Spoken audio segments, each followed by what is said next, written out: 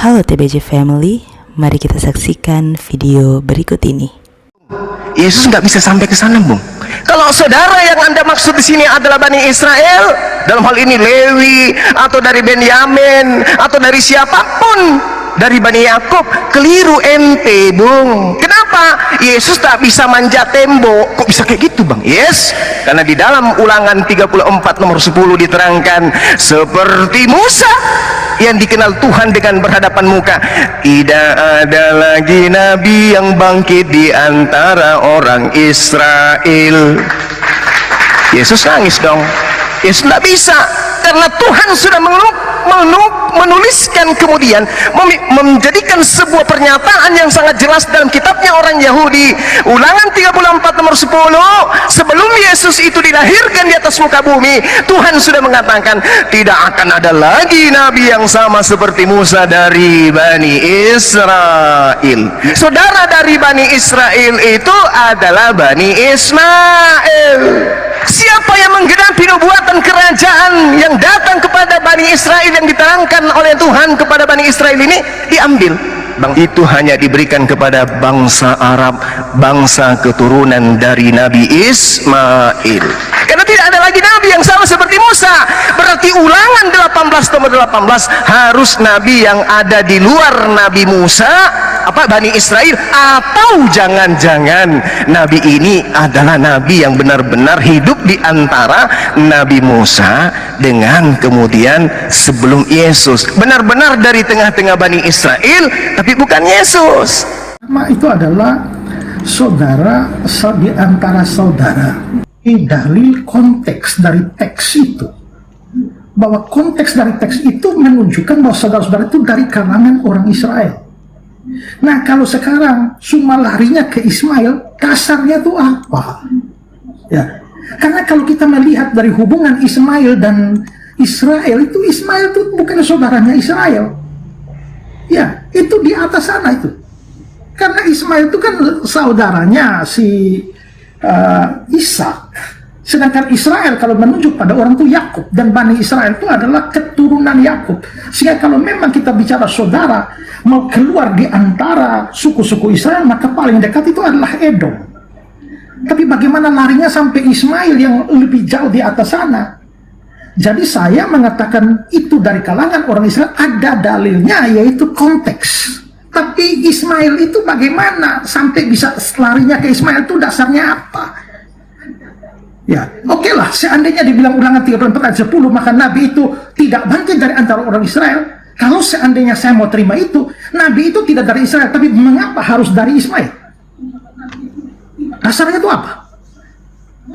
Kedua, Ulangan 34 ayat 10, seperti Musa yang dikenal Tuhan dengan berhadapan muka, tidak ada lagi nabi yang bangkit dari antara orang Israel.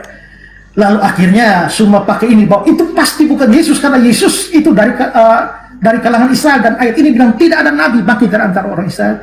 Disinilah saya melihat bahwa memang ya satu lagi menunjukkan bahwa semua tidak terbiasa membaca Alkitab dengan memperhatikan konteks. Ya, kalau hanya dilihat tidak ada lagi nabi yang bangkit dari antara orang Israel, ingat di situ masih ada koma, lalu ada lanjutannya ayat 11-12. Lalu ayat 10 sebelumnya itu ada seperti Musa yang dikenal. Itu berarti bahwa, perhatikan ayat 10, seperti Musa yang dikenal Tuhan berhadapan muka. Lalu ayat 11, dalam segala tanda dan mujizat. Maka seluruh konteks itu harus ditafsirkan bahwa dalam hal dikenal Tuhan berhadapan dengan muka, dan dalam hal mujizat tidak ada lagi nabi yang bangkit dari antara orang Israel. Kalau hanya tidak ada nabi yang bangkit dari orang Israel, jadi aneh, karena setelah itu kan ada Nabi Yesaya, Yeremia, Yeskiel, Daniel, masih banyak nabi setelah Musa. Kalau begitu, maka ayat ini tidak bisa ditafsirkan tidak ada nabi yang bangkit dari antara orang Israel, dan karena itu harus dari bangsa lain, dari Arab misalnya. Tidak. Maka maksudnya tidak ada nabi seperti Musa yang bangkit lagi. Tapi sampai kapan? Ulangan pasal 34 itu bagian akhir dari kitab Ulangan, yang pasti bukan ditulis oleh Musa, karena di dalamnya ada tulisan cerita tentang kematiannya. Itu berarti bagian ini itu ditulis oleh generasi selanjutnya, mungkin oleh Esra, Kalau itu benar, maka sampai zaman itu, maksudnya sampai zaman penulisan Ulangan 34 ayat 10, memang tidak ada nabi bangkit dari antara orang Israel. Dalam hal apa? Dalam hal seperti Musa berhadapan muka dengan Tuhan dan dalam hal mujizat. Sampai kapan ternyata Yesus datang punya hubungan yang istimewa dengan Yahweh dan membuat banyak mujizat. Kalau konteks ini dibaca seluruhnya, maka kesimpulannya tidak bisa larinya ke Ismail sana. Lalu dikatakan, Muhammad menundukkan Jazirah Arab. Muhammad bikin mujizat menundukkan Jazirah Arab. Mujizat macam apa yang dibicarakan dalam kisah apa? Saudara-saudara itu lari ke Ismail. Kalau saya bilang itu ada dasarnya, yaitu konteks. Lalu Ulangan 34:10, problem konteks juga. Jelaskan itu. Teman-teman TBJ yang mempunyai tanggapan tentang video tadi, silahkan masukkan di kolom komentar. Baik, saya sudah beberapa kali memperhatikan dalam video Bang Suma, beliau selalu menggunakan ayat Alkitab untuk penyerangan tanpa pengertian yang benar dan tidak mengerti konteks latar belakang dari ayat tersebut. Saya memahami hal itu karena memang motivasinya dari awal adalah sebuah penyerangan terhadap iman kekristenan. Tidak hanya Bang Suma, ada beberapa dari mereka yang memiliki pola tidak baik seperti ini. Bersyukur Tuhan memperlengkapi anak-anaknya, tidak hanya dengan iman, tetapi juga dengan pengetahuan untuk meluruskan paham dari orang-orang yang memiliki spirit sesat seperti ini. Pak Pendeta Ezra Soru adalah teladan yang baik bagi kita orang-orang percaya. Ada pertanggungjawaban iman yang harus kita sampaikan kepada sesama kita. Orang-orang yang kita jumpai, mungkin itu keluarga, teman, atau siapapun itu.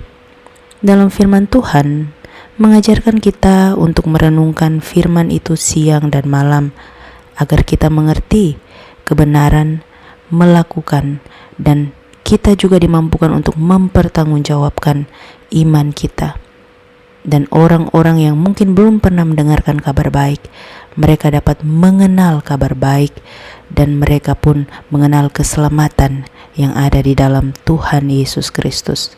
Terima kasih untuk teman-teman TBJ yang senantiasa mendukung channel ini.